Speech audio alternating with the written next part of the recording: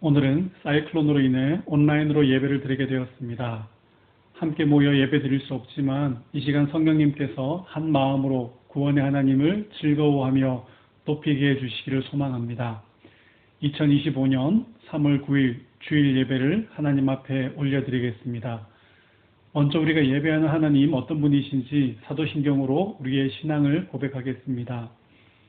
나는 전능하신 아버지 하나님, 천지의 창조주를 믿습니다. 나는 그의 유일하신 아들 우리 주 예수 그리스도를 믿습니다. 그는 성령으로 잉태되어 동정녀 마리아에게서 나시고 본디오 빌라도에게 고난을 받아 십자가에 못 박혀 죽으시고 장사된 지 사흘 만에 죽은 자 가운데서 다시 살아나셨으며 하늘에 오르시어 전능하신 아버지 하나님 우편에 앉아 계시다가 거기로부터 살아있는 자와 죽은 자를 심판하러 오십니다. 나는 성령을 믿으며 거룩한 공교회와 성도의 교제와 죄를 용서받는 것과 몸의 부활과 영생을 믿습니다. 아멘. 함께 찬양하겠습니다.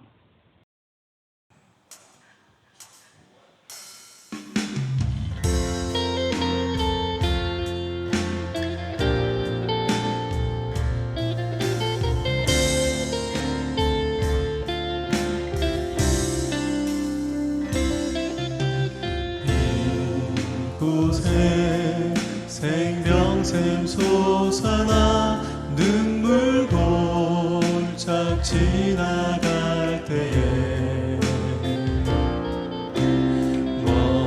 머잖아 열매 맺히고 웃음소리 넘쳐나리라. 이곳에 생명샘 솟아나 눈물 골짝 지나갈 때에 머잖아 열매 맺히고 웃음소리 넘쳐나리라. 꽃들도 구름도 바람도 넓은 바다도 찬양하라 찬양하라 예수를. 하늘을 울리며 노래해 나의 영혼아 은혜의 주 은혜의 주 은혜의 주. 그날에 하늘이 열리고 모든 이가 보게 되리라. 마침내 꽃들이 피고 용서의 주가 오시리라. 꽃들도 구름도 바람도 넓은 바다도 찬양하라 찬양하라 예수를. 하늘을 울리며 노래해 나의 영혼아 은혜의 주 은혜의 주 은혜의 주. 꽃들도 구름도 바람도 넓은 바다도 찬양하라 찬양하라 예수를. 하늘을 울리며 노래해 나의 영혼아 은혜의 주 은혜의 주 은혜의 주. 예수 가장 귀한 그 이름 예수 가장 귀한 그 이름 예수 언제나 기도 들으사. 오 예수 나의 손 잡아주시는 가장 귀한 그 이름 예수 찬양하기 원하네. 예수 찬양하기 원하네.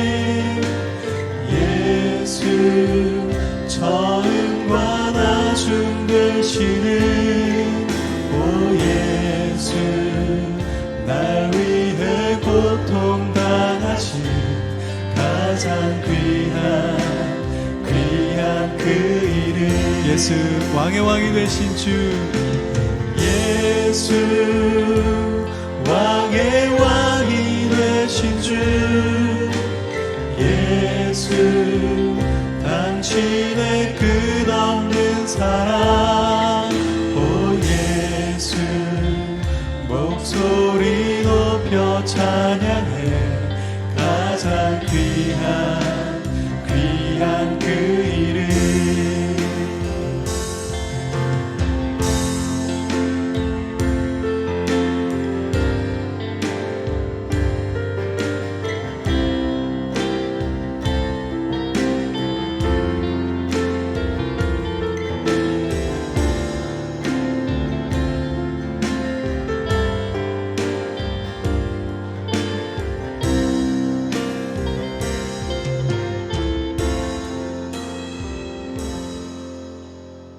이라 집사님, 우리를 대표해서 기도 인도해 주시겠습니다.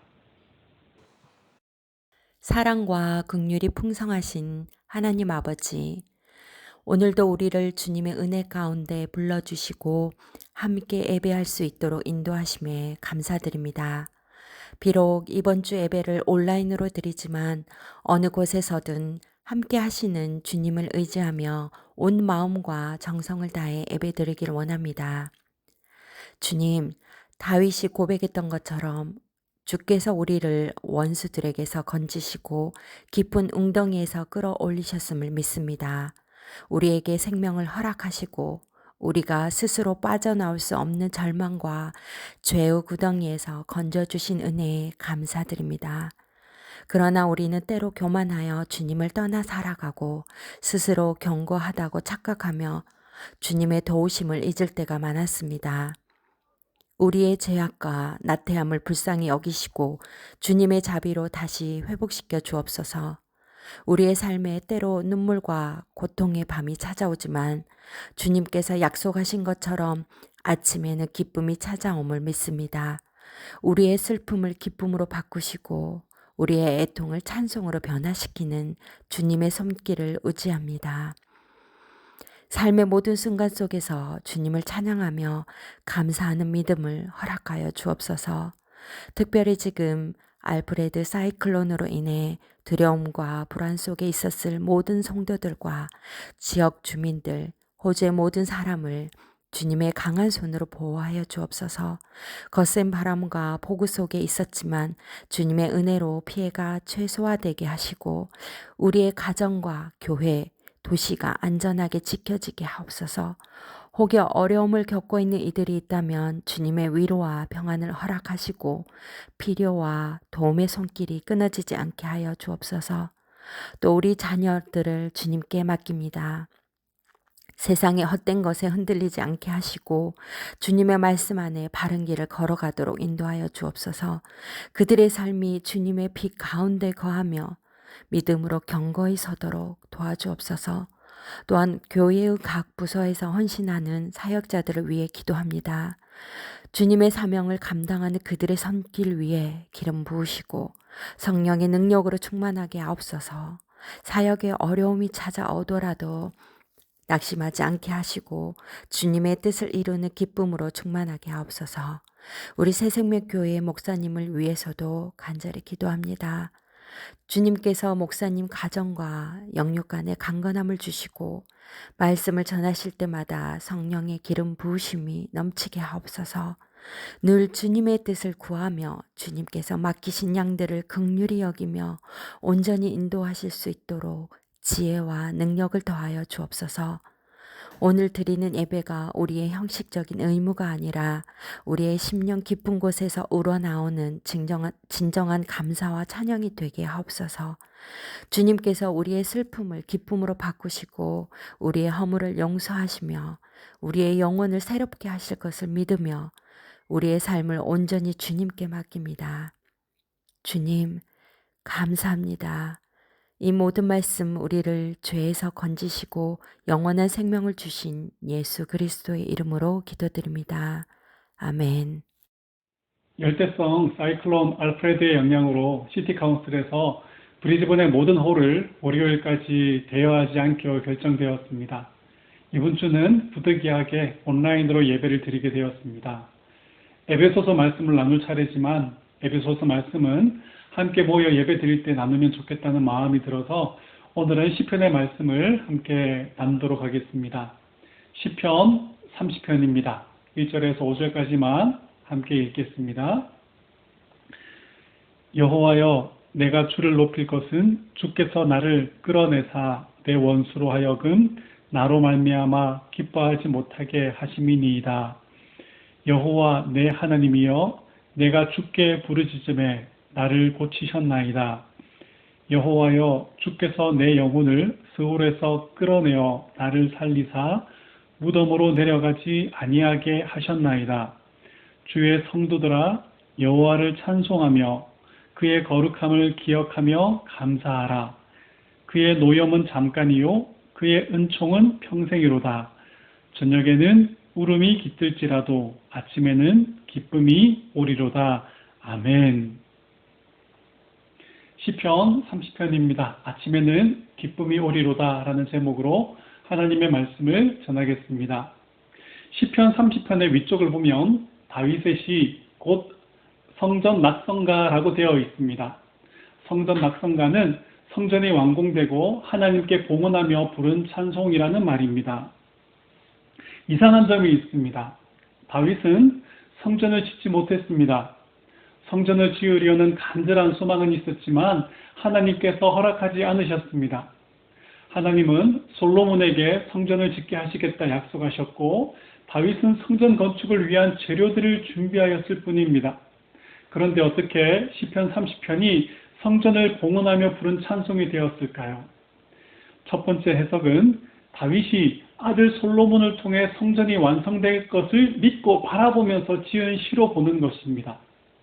다윗이 아직 경험하지 않은 일이지만 하나님께서 솔로몬을 통해 성전을 짓게 하시겠다 약속하신 그 말씀을 믿고 그 약속이 이미 이루어진 것처럼 여기며 이 시를 썼다고 보는 것입니다.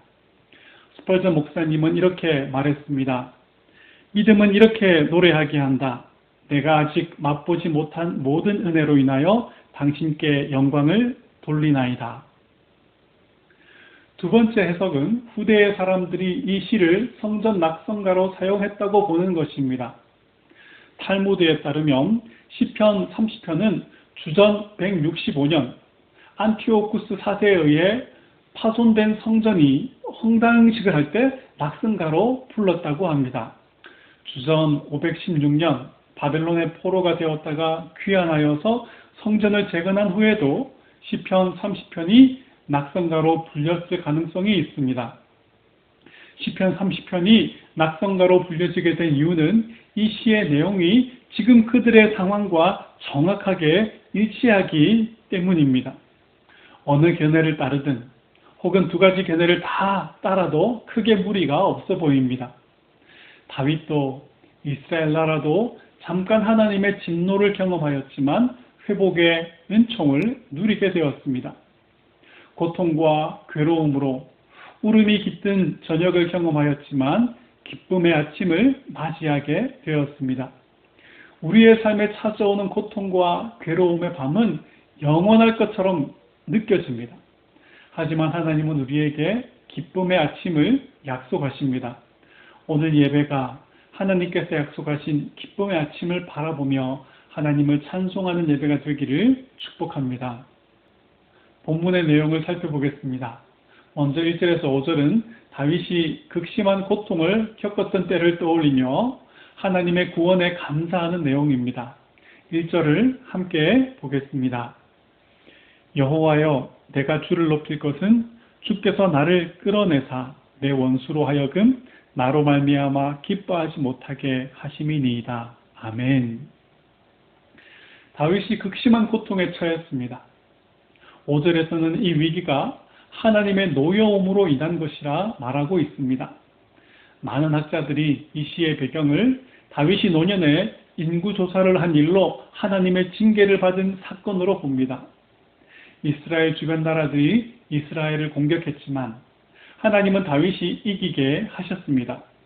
주변 나라들은 잠잠해졌고 다윗과 이스라엘 그리고 이스라엘이 섬기는 하나님을 두려워하게 되었습니다. 어느 날 다윗은 인구조사를 명령했습니다. 인구조사를 하는 두 가지 목적이 있습니다. 첫 번째는 전쟁에 필요한 군인을 확보하기 위해서입니다. 둘째는 세금을 징수하기 위해서입니다. 사실 세금 징수의 가장 큰 이유도 국방력을 강화시키기 위함입니다. 인구조사 자체가 잘못된 것이 아닙니다. 민수기의 시작과 끝은 인구조사입니다. 그래서 영어로 numbers입니다. 지금 전쟁에 나가 싸울 만한 사람이 몇 명인지를 조사하는 것이나 정확하고 효과적인 세금을 징수하기 위해서 인구조사를 하는 것은 잘못된 것이 아닙니다. 문제는 다윗이 어떤 마음으로 인구조사를 했는가 하는 것입니다. 지금까지 다윗은 자신의 힘이 아니라 하나님의 능력을 의지하여 전쟁에 임하였습니다. 하나님은 앞으로도 다윗이 모든 순간 하나님의 능력을 기대하고 의지하며 하나님께서 맡겨주신 백성들을 다스리는 왕이 되기를 원하셨습니다. 그런데 다윗이 이번에 인구조사를 명령한 의도는 군인과 세금을 확보해서 국방력을 강화시키기 위함이었습니다. 앞으로 일어날 전쟁에 있어서 하나님의 능력을 기대하고 의지하기보다는 자신의 힘을 의지하려 한 것입니다. 우리의 마음의 중심을 보시던 하나님이 이걸 아셨습니다. 하나님뿐만 아니라 평소에 경건한 삶과 거리가 멀었던 군대 장관 요압도 이걸 알 정도였습니다. 그래서 다윗에게 이렇게 말합니다. 이 백성이 얼마든지 왕의 하나님 여호와께서 100배나 더하게 하사 내 주 왕의 눈으로 보게 하시기를 원하나이다. 그런데 내 주 왕은 어찌하여 이런 일을 기뻐하시나이까? 그런데도 다윗은 요압과 군대 사령관들에게 인구조사를 재촉합니다. 인구조사를 마친 후에야 다윗은 하나님을 온전히 믿고 의지하지 못한 자신의 잘못을 깨닫고 기도하기 시작합니다. 이제 간구하오니 종의 죄를 사하여 주옵소서. 내가 심히 미련하게 행하였나이다. 하나님은 갓 선지자를 보내셔서 세 가지 중에 하나의 징계를 선택하게 하십니다. 첫 번째는 7년의 기근입니다. 두 번째는 원수에게 석 달을 쫓기며 도망 다니는 것입니다. 세 번째는 사흘 동안 전염병이 발생하는 것입니다. 다윗은 사람의 손으로 받는 징계가 아니라 하나님의 손으로 받는 징계를 요청했습니다. 하나님은 긍휼이 크신 분이기 때문입니다. 하나님은 이스라엘 모든 지역에 전염병이 발생하게 하셔서 무려 7만 명이 죽게 하셨습니다. 하나님은 긍휼이 크신 분이시지만 진노하시는 동안에는 긍휼의 얼굴을 가리십니다. 죄를 무서워하고 멀리하게 하시기 위해서입니다. 또한 하나님을 의지하며 사는 것이 복임을 알게 하시기 위해서입니다. 만약 하나님께서 우리의 죄에 대해서 말로만 경고하시고 가볍게 진노하신다면 우리는 죄를 가볍게 여기게 될 것입니다. 죄의 결과를 무서워하지 않고 하나님의 긍휼을 이용해 먹으려 할 것입니다. 본문 1절을 보면 하나님의 징계가 시작되자 다윗은 자신을 끌어내 달라고 기도합니다. 히브리어에서 이 동사는 우물에서 물을 길어 올리는 것을 묘사할 때 쓰이는 그런 표현입니다. 지금 혼자 힘으로 빠져나갈 수 없는 깊은 절망의 웅덩이에 빠져 있다라고 고백하는 것입니다. 2절에서 다윗은 하나님께 자기를 고쳐달라고 기도합니다. 지금 현대의 의학으로도 고칠 수 없는 질병이 많이 있습니다. 다윗 시대에는 더 많았을 것입니다. 다윗은 지금 죽음을 기다리는 것 외에는 아무것도 할 수 없는 절망적인 질병에 걸려 있는 듯하다라고 고백하고 있는 것입니다. 3절에서는 하나님께 스올에서 살려달라고 기도하고 있습니다. 스올은 죽은 자의 세계를 뜻합니다. 일반적으로 죽은 자들이 묻히는 무덤 혹은 구덩이를 말합니다. 절망적인 상황이 들어닥쳤는데 다윗은 무덤에 누워있는 시체처럼 아무것도 할 수 없는 그런 상태인 것입니다. 다윗이 아무런 잘못도 없는데 주변 사람들이나 주변 나라들의 공격을 받아서 어려움을 겪고 있는 것이라면 자신의 무죄함을 호소하며 하나님께 도움을 구할 수 있습니다. 다른 시편의 내용들은 이런 내용들이 참 많이 있죠. 하나님은 이들보다 힘이 있고 크신 분이기 때문에 능히 그들의 손에서 구원하실 수 있습니다. 하지만 지금 다윗은 하나님께 징계를 받고 있습니다. 누구도 하나님이 내리는 징계에서는 건져줄 수가 없습니다. 하나님보다 크고 힘이 있는 분이 없기 때문입니다. 이럴 때 할 수 있는 것은 딱 한 가지밖에 없습니다. 절망하고 있는 대신 하나님의 얼굴, 하나님의 은혜와 긍휼을 구하는 것입니다. 제가 가장 많이 하는 기도가 있습니다. 하나님, 나는 죄인입니다. 나는 하나님의 긍휼이 필요한 죄인입니다. 약한 자입니다. 나를 긍휼히 여겨 주시옵소서. 어려움을 만난 성도님들을 위해서 제가 기도하는 것도 바로 이러한 것들입니다. 하나님, 이 어려움을 만난 성도님을 긍휼히 여겨 주시옵소서. 하나님은 진노 중에도 긍휼을 잃지 않으시는 분이십니다. 우리가 전심으로 하나님의 얼굴을 구할 때 다시 그 얼굴 빛을 우리를 향해 비춰주시는 분이십니다. 오늘 다윗의 고백처럼 하나님의 노여움은 잠깐이지만 베푸시는 은총은 풍성하며 영원합니다. 저녁에는 울음이 깃들지라도 아침에는 기쁨을 주시는 분이십니다. 앞서 말씀드린 것처럼 하나님의 징계에는 분명한 목적이 있습니다. 죄로부터 멀어지고 거룩하게 만들어내시기 위함입니다. 하나님을 경외하며 하나님의 말씀대로 살아가는 복을 누리게 하시기 위해서입니다. 이 세대를 본받아 살지 않고 하나님의 선하시고 기뻐하시고 온전하신 뜻이 무엇인지 분별하며 사는 복을 누리게 하시기 위해서입니다. 우리를 하나님의 자녀답게 만들어내시기 위함이시요. 잠언 13장 24절을 보면 자녀를 사랑하는 부모는 자녀를 근실히, 즉 어릴 때부터 징계한다라고 말씀하고 있습니다. 부모가 자기 생명처럼 사랑하는 자녀이지만 징계를 하는 이유는 옳은 일과 틀린 일을 분별할 수 있게 해주기 위해서입니다. 바른 선택을 할 수 있게 하기 위해서입니다. 히브리서 12장 8절에서는 우리에게 징계가 없으면 우리는 버려진 아들이요 참 아들이 아니다 라고 말하고 있습니다. 만일 우리가 하나님의 자녀가 아니라면 하나님 우리를 징계하실 필요가 없습니다. 실컷 우리 마음대로 살게 하시다가 마땅히 받아야 할 심판을 받게 하시면 그만입니다. 하나님은 우리를 사랑하셔서 자녀 삼으셨습니다. 하나님의 자녀된 우리가 이전처럼 욕심과 욕망에 이끌려 살려고 할 때 우리를 하나님은 근실히 징계하십니다. 이 사실을 알게 된 구약과 신약의 모든 성도는 고난 중에서도 하나님의 사랑과 은혜, 하나님의 오래 참으심과 합력하여 선을 이루심을 믿고 고난받는 것이 내게 유익이라, 징계받는 것이 내게 복된 것이라 이렇게 고백하게 되는 것입니다. 불신자들은 하나님 없이 살아도 아무런 징계가 없고 형통하고 성공하는 그런 때가 있습니다. 하나님의 자녀가 아니기 때문이라는 사실을 그들은 알지 못합니다. 하나님이 없는 증거라고 생각합니다. 그래서 실컷 자기의 형통을 자랑하며 어려움의 구렁텅이에 빠진 성도들을 보며 즐거워합니다. 너의 하나님이 어디 있느냐라고 말하며 조롱합니다. 다윗은 이렇게 말합니다. 다시 1절을 보겠습니다.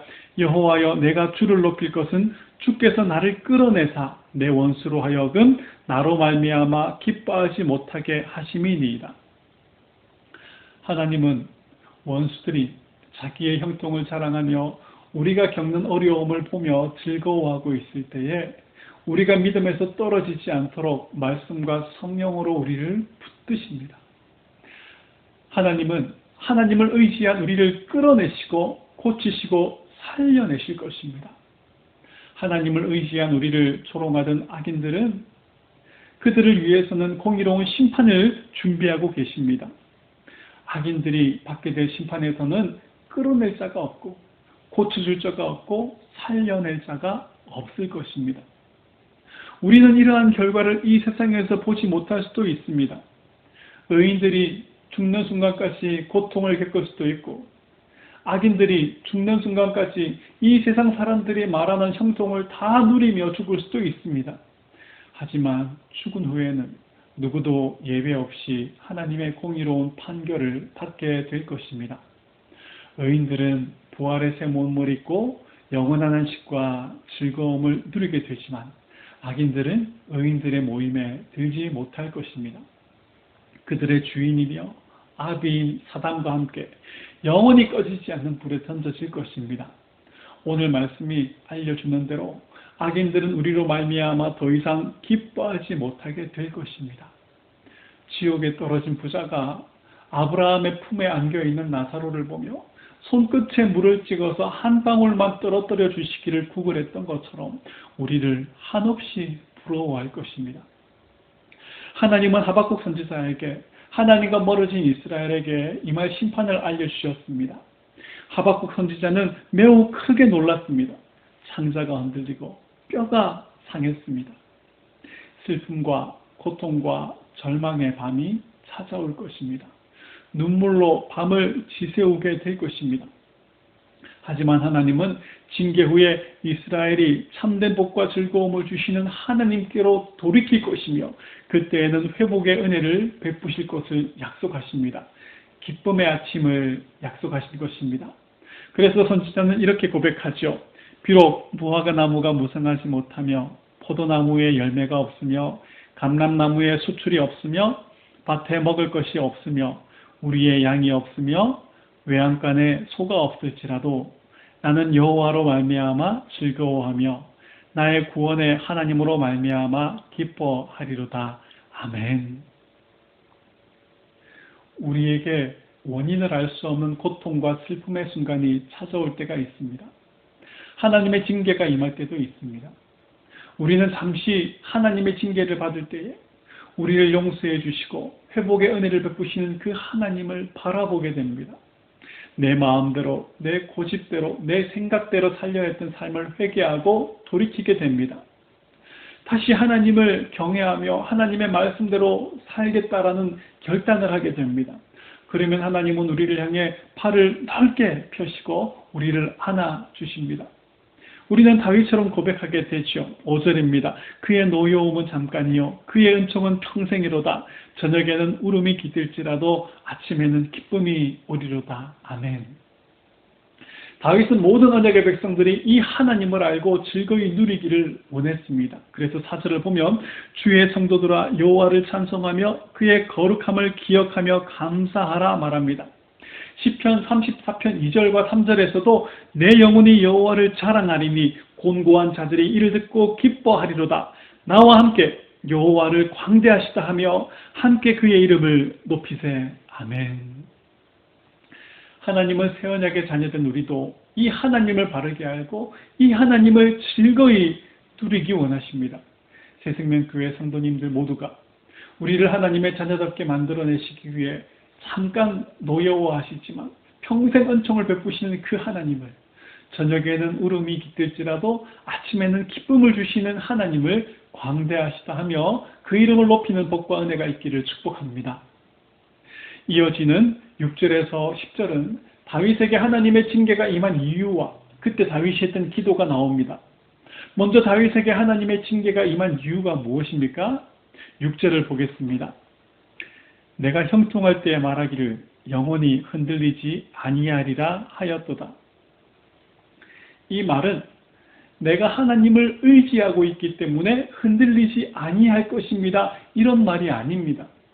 지금 내가 누리고 있는 이 형통을 하나님이 아니라 내 힘으로 계속 지켜내겠다라는 말입니다. 성경의 다른 곳에서도 이 표현은 악하고 교만한 자들의 말로 인용이 됩니다. 앞서 말씀드린 것처럼 이스라엘 주변 나라들이 이스라엘을 공격했지만 하나님은 다윗이 이기게 하셨습니다. 주변 나라들은 잠잠해졌고 다윗 왕과 이스라엘, 그리고 이스라엘이 섬기는 하나님을 두려워하게 되었습니다. 그러자 다윗은 자기 힘으로 영원히 흔들리지 않는 나라를 만들고 싶었습니다. 그래서 했던 일이 인구조사였습니다. 하나님은 그 얼굴을 가리셨습니다. 다윗은 마음이 불편해졌습니다. 하나님을 의지하지 않고 자기의 힘으로 흔들리지 않는 나라를 만들려 했던 죄와 교만함을 깨닫고 회개하기 시작합니다. 7절을 보겠습니다. 여호와여 주의 은혜로 나를 산같이 굳게 세우셨더니 주의 얼굴을 가리매 내가 근심하였나이다. 하나님께서 그 얼굴을 가리시면 성도들에게 나타나는 첫 번째 반응이 근심입니다. 왠지 모를 불편함과 답답함이 생깁니다. 이럴 때에는 불편하고 답답하게 만드는 일을 생각하지 않아야지 이러면 안 됩니다. 하나님의 뜻을 구하지 않고 내 욕심, 내 생각, 내 고집 부리고 있지 않는지를 생각해야 합니다. 빨리 하나님께 맡길 것은 맡겨버리고 내가 고쳐야 할 것은 고쳐야 합니다. 언제까지요? 하나님께서 평안한 마음을 주실 때까지. 다윗이 인구를 조사해 보니 이스라엘에서 칼을 빼는 담대한 자가 80만 명이었습니다. 유다 사람들이 50만 명이었습니다. 고대 시대의 전투를 생각해 봤을 때 어느 나라와 싸워도 충분히 승산이 있는 그런 숫자입니다. 그런데 하나님께서 이스라엘 전역에 전염병이 일어나게 하시자 3일 만에 7만 명이 죽었습니다. 다윗에게 이스라엘의 군사력이나 적들의 군사력은 하나님께 아무런 문제가 되지 않는다라는 사실을 확인시켜 주시는 것입니다.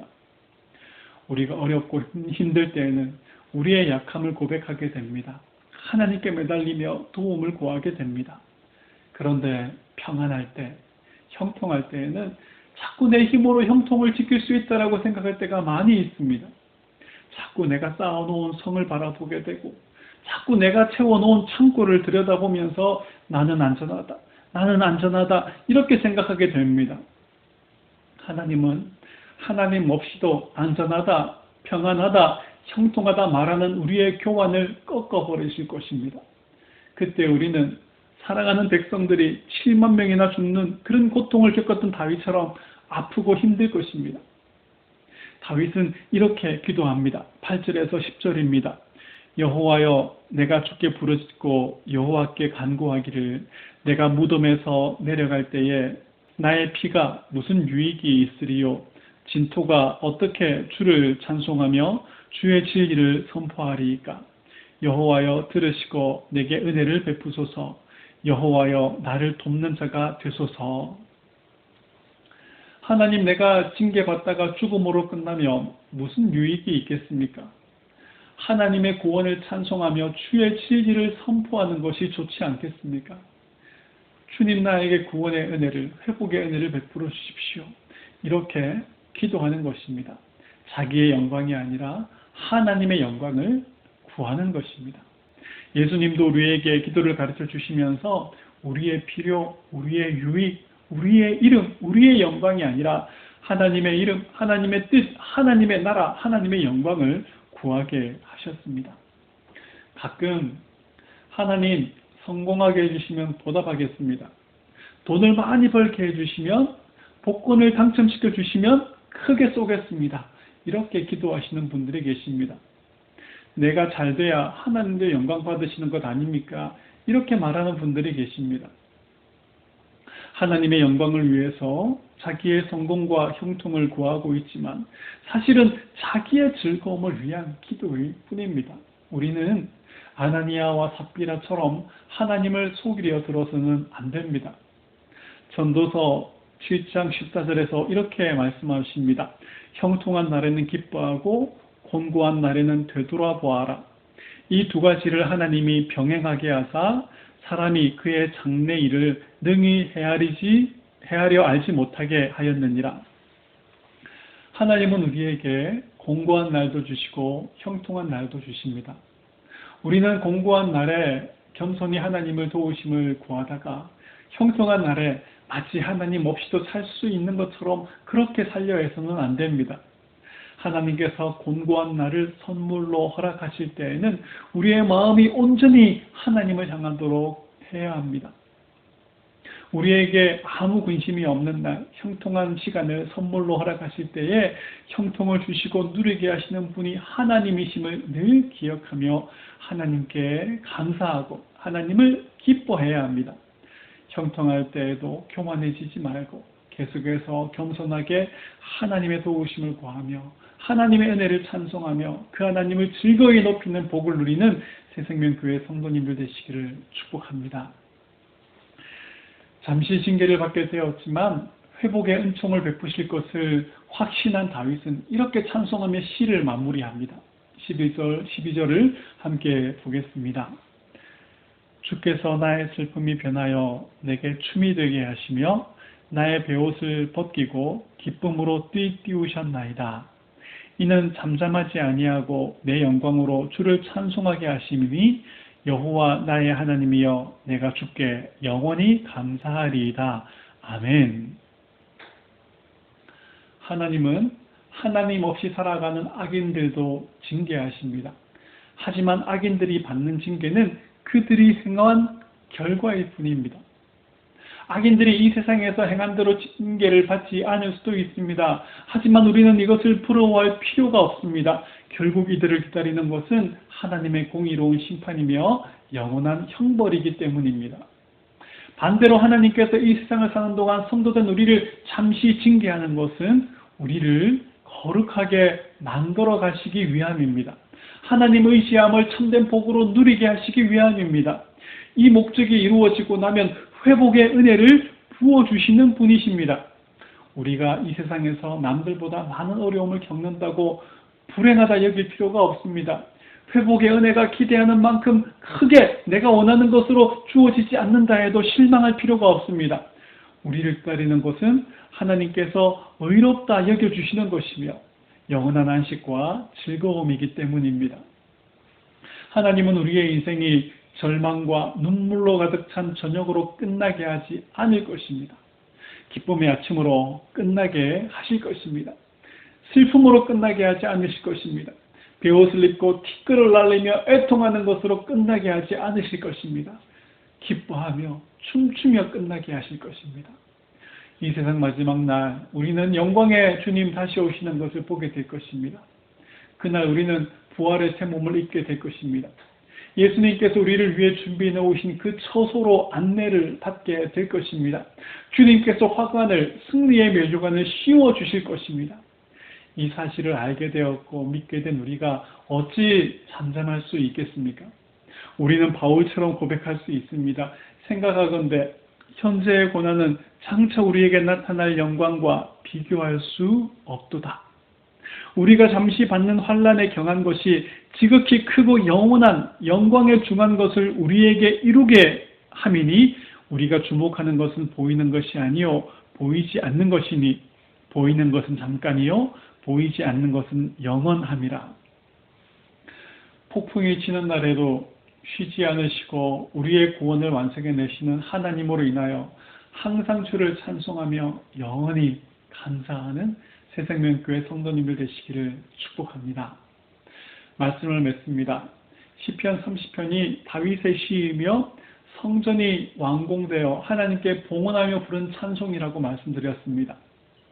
솔로몬이 지은 첫 번째 성전은 주전 586년 바벨론의 공격으로 파괴되었습니다. 스룹바벨의 주도로 다시 세워진 성전도 주전 165년 안티오쿠스 4세에 의해서 처참하게 파괴되었습니다.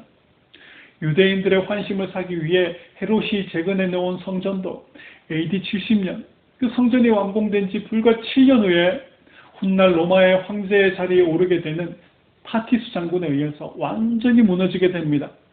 서쪽 외벽 일부만 남았는데 그 벽이 통곡의 벽입니다. 성전은 다시 세워지지 못하고 있습니다. 예수님께서 참된 성전이시기 때문입니다. 요한계시록 21장 22절 23절을 보겠습니다. 성 안에서 내가 성전을 보지 못하였으니 이는 주 하나님 곧 전능하신 이와 및 어린 양이 그 성전이심이라. 그 성은 해나 달의 비침이 쓸데없으니 이는 하나님의 영광이 비치고 어린 양이 그 등불이 되심이라. 아멘. 죄로 인해 하나님의 심판과 형벌을 피할 수 없었던 우리는 예수님의 의를 의지함으로 하나님께 의롭다 여김을 받았습니다. 죄로 인해 사단의 종되었던 우리는 예수님으로 인해 하나님의 자녀가 되었습니다. 우리를 기다리는 것은 영원히 계속되는 절망과 슬픔과 애통의 밤이었지만 예수님은 우리에게 기쁨의 아침을 바라보며 맞이하게 해주셨습니다. 우리의 슬픔이 변하여 춤이 되게 하셨고 베옷을 벗기시고 화관을 쓰고 기쁨으로 찬송하게 하셨습니다. 우리는 다윗과 함께 보좌에 앉으신 하나님과 그 우편에 앉으신 참 성전이신 예수님을 향해 시편 30편으로 찬송하게 될 것입니다. 내가 주를 높일 것은 주께서 나를 끌어내사 내 원수로 하여금 나로 말미암아 기뻐하지 못하게 하심이니이다. 내가 잠잠하지 아니하고 내 영광으로 주를 찬송하게 하심이니 여호와 나의 하나님이여 내가 주께 영원히 감사하리로다. 혹시 절망과 슬픔과 애통의 밤을 지나고 계신 분이 계십니까? 이제 곧 기쁨의 아침을 맞게 해 주실 줄 믿습니다.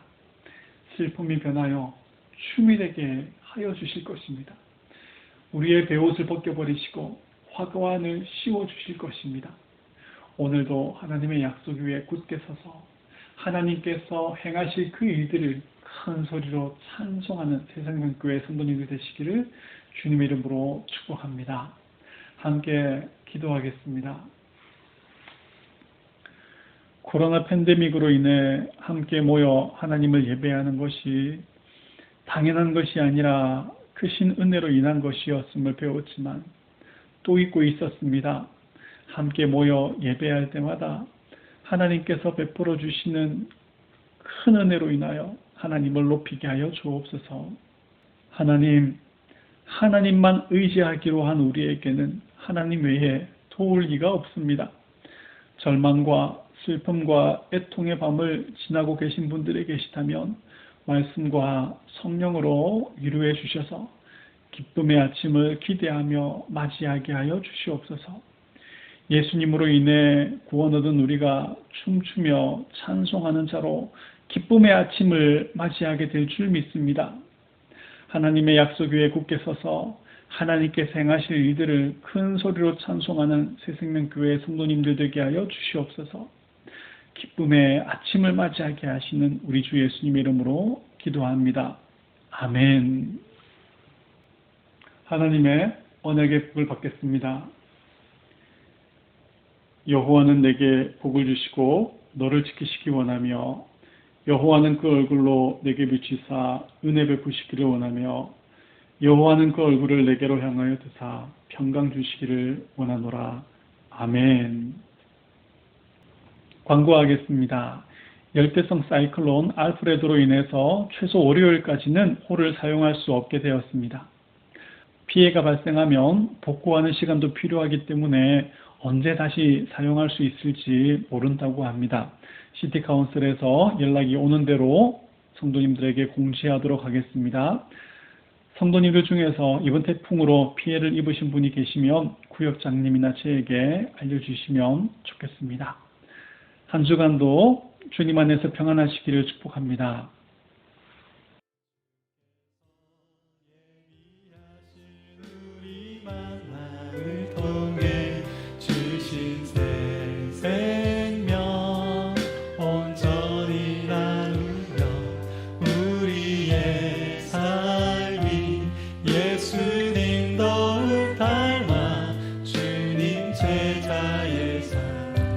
멀리 있는 분들 바라보시면서 함께 축복할까요? 주께서 예비하신 우리 만나 반갑습니다. 주신 새 생명 온전히 나누며 우리의 삶이 예수님 더욱 닮아 주님 머리 되신 교회 박수로 함께